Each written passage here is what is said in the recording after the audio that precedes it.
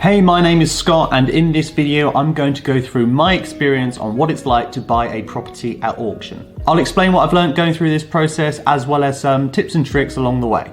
Anyway, that's enough from me. Let's jump into the video. So first things first, you're going to want to make sure that you've done your homework and your research on the property. Before the auction, I made sure I set a strict budget and walking away price because I didn't want to get carried away on the day. I called local estate agents in the area, and also I went onto Rightmove so I could check sold prices and see what I think the house could potentially be worth once it's renovated. I wanted to make sure that there was demand in the area for this property should I decide to sell it, but also I wanted to make sure that I wasn't going to make a huge mistake overpaying for some kind of property, because when that gavel hits, you are legally bound to purchase that house. I also visited the property before the auction so I could check its condition and check out the local area. I could see that there was houses that had been sold in the area and that there was new builds being developed, so this gave me some confidence that there was some demand in the area as well. And again, this is all trying to minimize any kind of risks and making sure that I've taken every precaution that I can to make sure that I am buying something that I am fully confident in.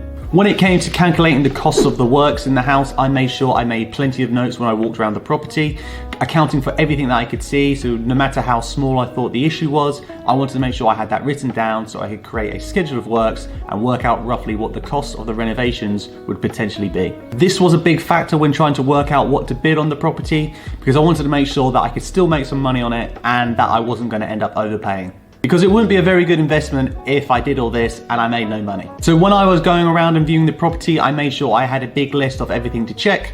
So this was electrics, plumbing, windows, roofing, brickwork, and loads of other things. Because I wanted to make sure I didn't miss anything out, so I thought it might be better if I made an extensive list that I could turn up and go through on the day. If you're not a professional or know anyone in the building trade, I would highly recommend getting a survey on the property, because you want to make sure that the house is structurally sound and that you're getting your money's worth and not buying something that's going to fall down in a couple of weeks or a year or something like that. I tried to overestimate the works on what I thought needed to be done on the property, so I set a contingency as well on the budget, which was around 10%. This was to allow any fluctuations in the price from the contractors, but also with inflation being the way it is, I thought it might be a good idea to add a little bit extra just in case. In my opinion, it's better to be overcautious in this area because there is always something that seems to pop up. If you've ever watched Grand Designs or Homes of the Hammer, the buyers always seem to go over budget. So I tried to do the best I can to limit the chances of that happening to me.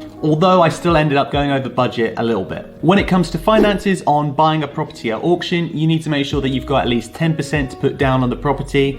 This needs to be done within 24 or 48 hours usually. If I didn't have my finances sorted beforehand, I would have lost my 10% deposit if I couldn't complete within a 28-day period. Now, there's various different ways you can purchase a house at auction. You can use cash, you could have investors, you could have bridging finance, which is what I used on this occasion. You could potentially get a mortgage if the property is in a good enough condition. However, if you're buying a property at auction, chances are it might not be in the best condition. So if you're trying to get through on the 28-day completion period, it could be rather difficult to get all the paperwork done for the mortgage. So I haven't seen anyone that's done that, and I haven't heard of anyone that's put a mortgage through on a property auction property, but I'm sure it's possible.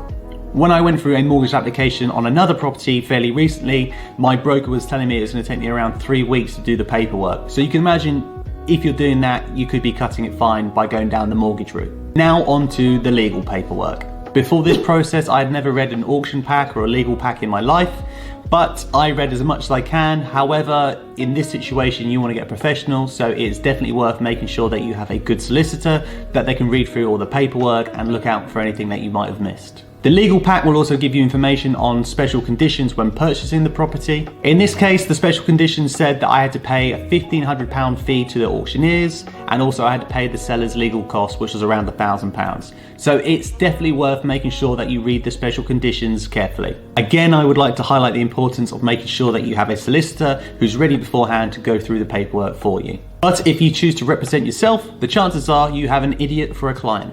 Now, auctions can be done online or in person. I've looked at a few online, however, I never bidded. But this one I decided to buy pre-auction. I've never attended an auction in person myself. However, I've watched a couple online and I could see there was a fair few people getting carried away.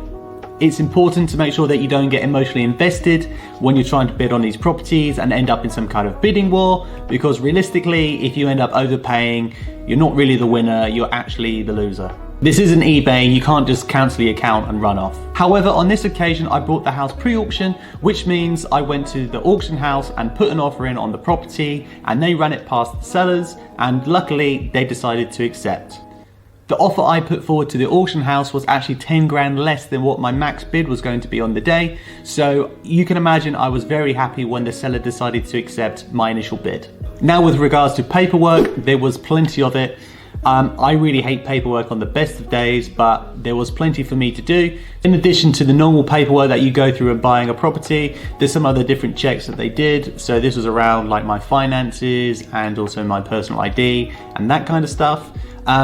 But as I decided to purchase the house using bridging finance, that meant there was a lot more paperwork which I had to go through, which was rather tedious as I had to pay for extra legal advice, I had to get a personal guarantee, I had to do a load of other things around my business. The bridging finance meant that there was a lot more paperwork to do. This was all stuff around personal guarantees and seeking extra legal advice. Now I'm sure next time it'll be a little bit easier, but on this occasion, going through all this paperwork was a little bit of a nightmare because I'm not a massive fan of paperwork, but in the end it wasn't too bad.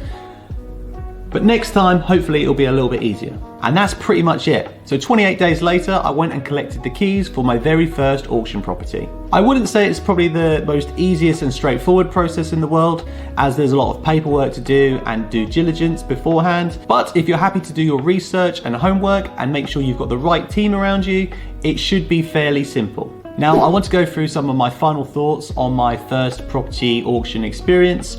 In general, I thought it was really good and it's something that I'd definitely like to do again. However, I was quite fortunate that I bought the house in an area which I knew. Fortunately for me, I know a lot of people in the building trades, so they are able to give me a lot of advice and price things for me beforehand. This meant that I knew that I wasn't going to be touching something that was just going to potentially destroy me and leave me in a load of debt. The money that I made on this property has actually come from all the research that I did beforehand. I made sure that I was buying a house in the right area. I made sure that there was enough demand for the property. I made sure that I calculated all the works correctly. I made sure I had a strict time limit and I had all the contractors lined up.